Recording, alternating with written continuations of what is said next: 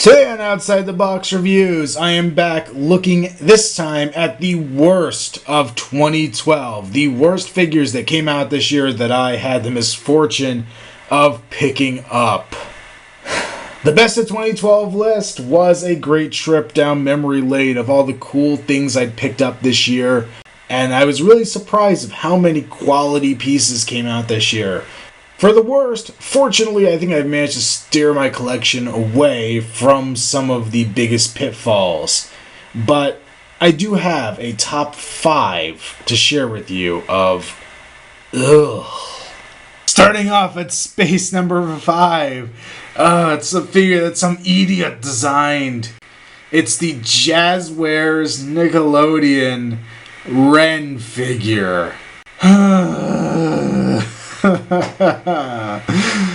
After the massive nostalgia trip that I went on with the Ninja Turtles figures, how much I loved those toys, how excited I was to have such cool representations of my childhood favorite characters.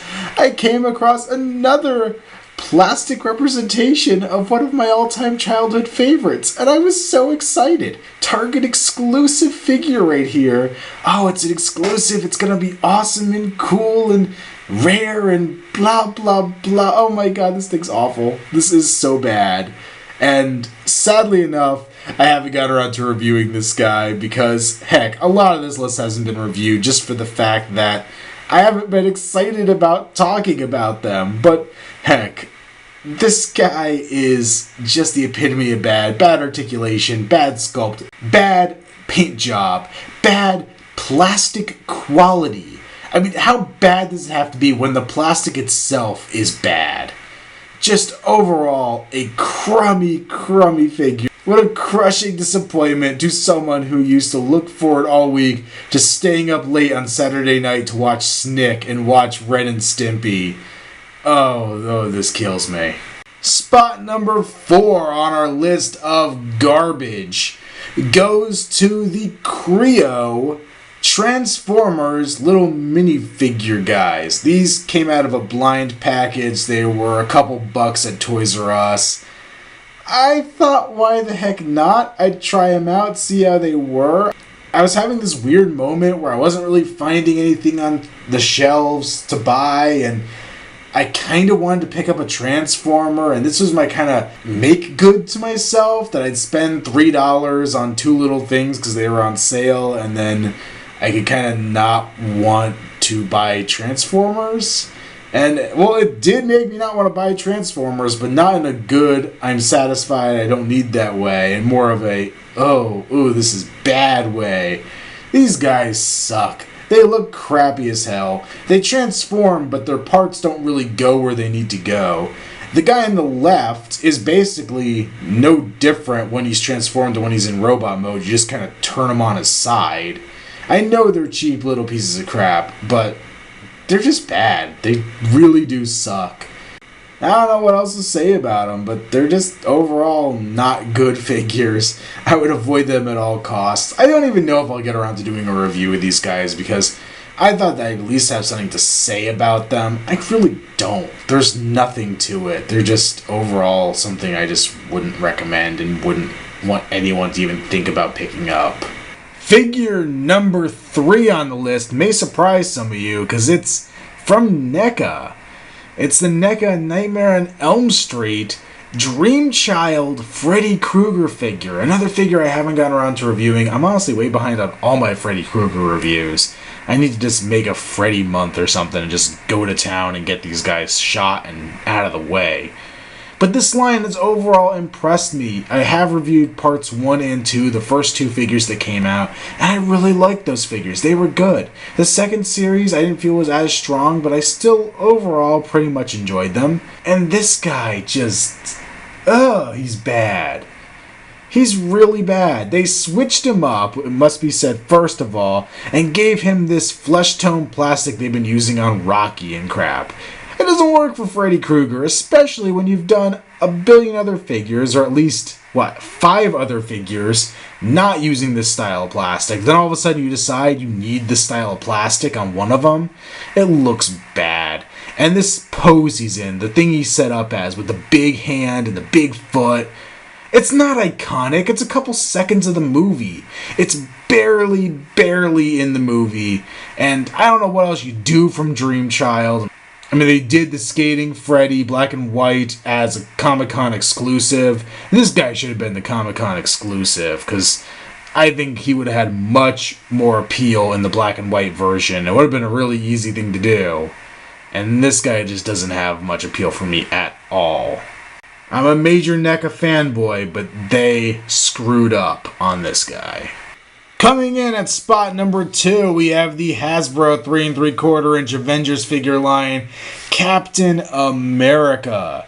Or, as I like to refer to him, Captain, oh, we didn't actually look at those reference photos that they sent us.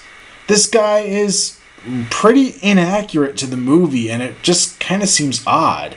They gave him a holster for a gun that he doesn't have. They have his ears exposed. And I guess that's my big gripe with him, is the fact that they've added things to this figure that are unnecessary. And they're not action features, they're not play gimmicks that I could almost understand for a kid. These are just things that don't need to be on the figure that they added and made the figure not right. Add that to the fact that his articulation is crap. Yeah, I'm back on this again. The crappy articulation of the Avengers figure line. And the Avengers figure line overall was just really disappointing for me. And this guy was one of the crappiest. The cappiest. But yeah, the crappiest. Not a fun figure. Not a good representation of the character. And the part that kills me is that they went and released the right version. He's out there. But you have to drop $40 to $50 on a pack from Target to get him that way. You get him with no ears and no holster. And I think it has a little better paint apps too. If nothing else, that drives me up the wall that I went out and bought these as soon as they hit stores. I was so excited. I supported the line early on. And what do? They come back and say, oh yeah, if you didn't buy all of these, here's a great way to get all of them with none of the headache for less price, without the stupid accessories you're never gonna freaking use. And yeah, we fixed some of the problems. You're killing me here, Hasbro. And if these leaked photos from Iron Man 3's action figure line are any indication, I don't know if I'm gonna keep going with the movie figures from these things. And the Iron Man 2 line is what got me into Marvel collecting. It got me into the Marvel movie collecting specifically, and I think it's gonna be the thing that ends it, because the rumor is the Iron Man 3 line is going to have even less articulation and built-in play features. No, this is just bad. Kids will probably pick these up no matter what, but there is a large amount of adult collectors that buy these things, and Hasbro just doesn't seem to give a crap, at least in the 3 3/4 inch scale. And in a move of symmetry, we end this top list for 2012 the way we ended the one for the best figures, with a Hulk. Again with the Avengers 3 3/4 inch line, and this is the Hulk figure, the Gamma Smash, Gamma Strike.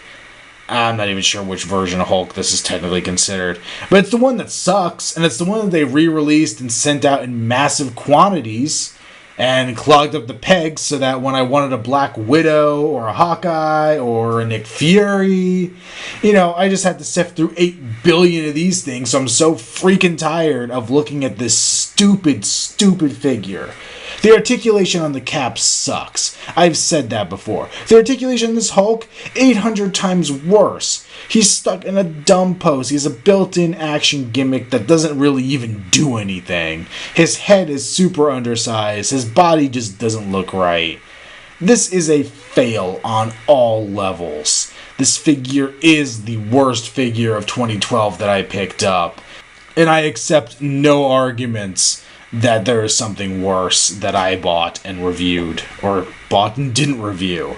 This guy is the bottom of the barrel. This is the green, gross blob you find in a public restroom toilet. As I mentioned before, in the video for this guy, his official review, they put out the right figure this year too. And thanks to my friend Colin, I have the Marvel Universe Hulk. And I'm going to have to review him very soon because he is a sweet figure. And why they couldn't use this buck and repurpose it for the movie is beyond me. I wish at least they would have given us a bigger head for this Hulk, because I would totally go and pick up another one of the Marvel Universe ones and paint him my damn self and just swap the head for the Ruffalo head.